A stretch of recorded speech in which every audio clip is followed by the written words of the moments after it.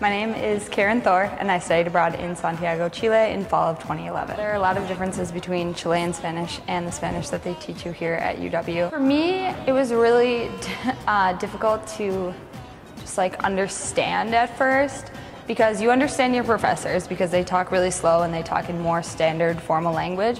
But when you're talking to friends or people your own age, it's like they're speaking an entirely different language. You could listen to someone on the bus and not have any clue what they're saying. Here at UW, they teach you standard Spanish, or generally speaking Mexican Spanish. And in Chile, because it is in South America and not in North America or in Spain, there is a lot of differences between how they talk. For example, they drop a lot of the consonants out of their words. So you get mostly vowels, and it makes it a lot more difficult to understand.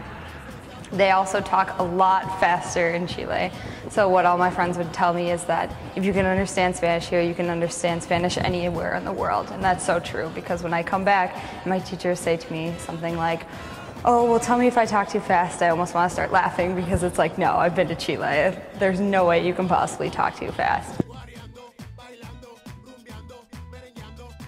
One of them is "cachai," which is do you understand? And people say that after just about everything. So even if they know you understand, they'll still say "cachai, cachai, cachai," and so it gets to the point where you hear it all the time. Baby is "wawa."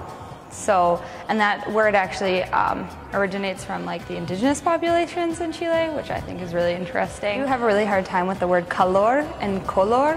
So I would say that I would mix those two up sometimes, and my host mom would be like, "Wait, what are you talking about? Are you saying it's hot outside, or are you saying it's colors outside?" You pick up on it gradually, and your friends, your Chilean friends, also know to maybe use less slang or to talk a little bit slower. So there's definitely, but you definitely grow in your understanding of the slang and of the language. And so for me, that was really great to know that I was improving, because I could understand more and more as time went on.